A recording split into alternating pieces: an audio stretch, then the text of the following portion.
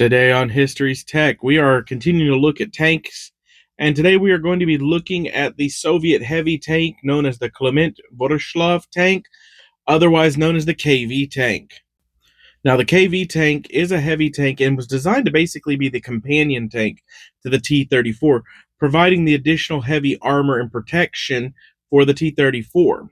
And while it had an incredibly short career when you compare it to the T-34, it was the basis for an entire series of heavy tanks that would be utilized by the Soviet Union throughout the 1950s, 60s, and beyond.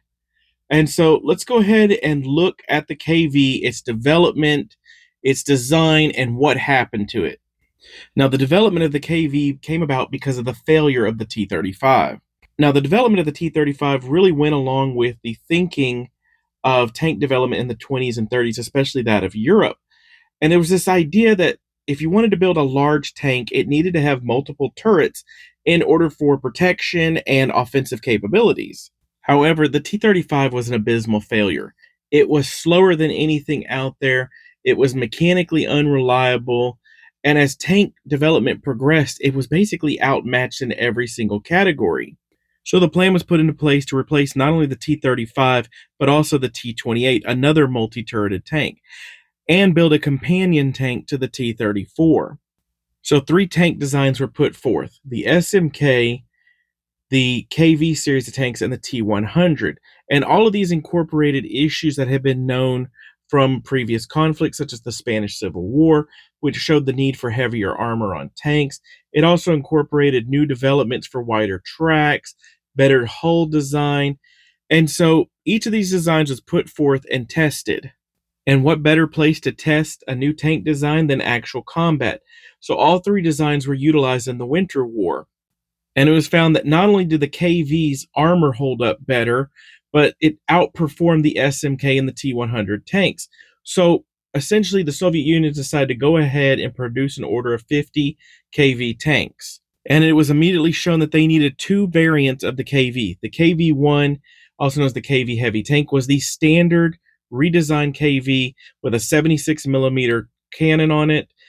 There was also the KV-2, which was the heavy artillery version, which was equipped with a 152 millimeter howitzer cannon.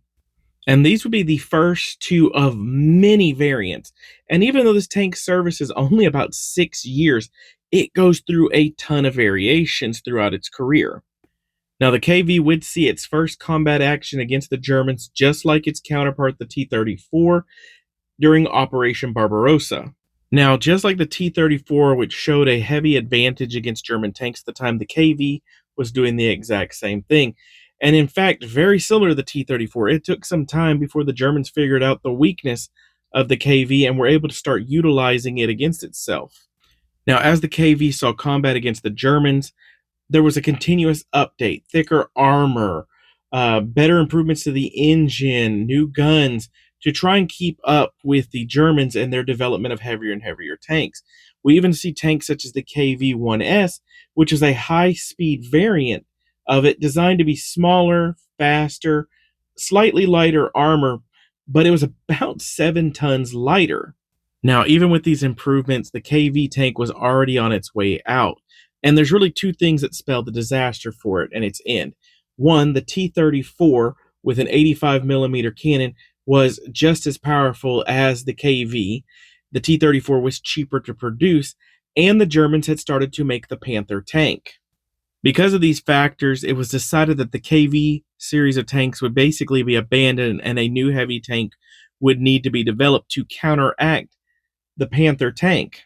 So with that, it was decided that a stopgap measure would be developed. This was known as the KV-85 or Object 239. And this was a KV-1S with an 85 millimeter gun on it that was capable of stopping and penetrating Tiger I armor at about 1,000 meters. The hope was that enough of these could be produced that they could stop Panthers and Tigers while a new heavy tank was being developed.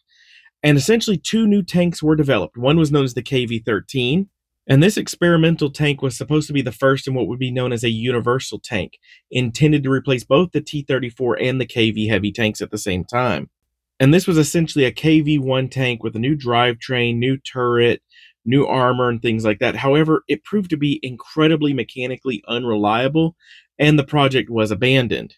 And instead, the KV-13 was kind of mixed with the KV-85, and we get the IS-85. This new tank, later known as the IS-1, was the first in a generation of what we would call the IS tank family. And the IS tank family would become the main heavy tank of the Soviet Union and a lot of its allies throughout the world up until basically the early 2000s when they were finally retired. Now, while the KV didn't have an incredibly long career, in its short time, it went through a lot of variations and design developments that would influence other tanks. Now, some of these unique variants include the T-150, also known as Object 150. This was an improved, upgraded version of the KV-1 with a better engine, better armor, and had a larger cannon on it. But it was actually destroyed during the defense of Leningrad. It had a companion tank known as the T-220, and this was its partner tank developed at the same time as it. Like the 150, the 220 was an upgraded version of the KV tank. It was elongated, had much heavier armor, went through a series of different turrets and cannons before they finally settled on a 107 millimeter one. However, the prototype was essentially canceled. They ripped the 107 millimeter cannon out of it and replaced it with a standard KV turret and redesignated it the KV 222. And it was destroyed in its first battle. And that 107 millimeter turret was put on a static pillbox, but nobody knows what happened to it. Another rather unusual development was known as the KV-4, also known as Object 224. This was going to be a Soviet super heavy tank, and it actually went through 20 different designs before it was canceled.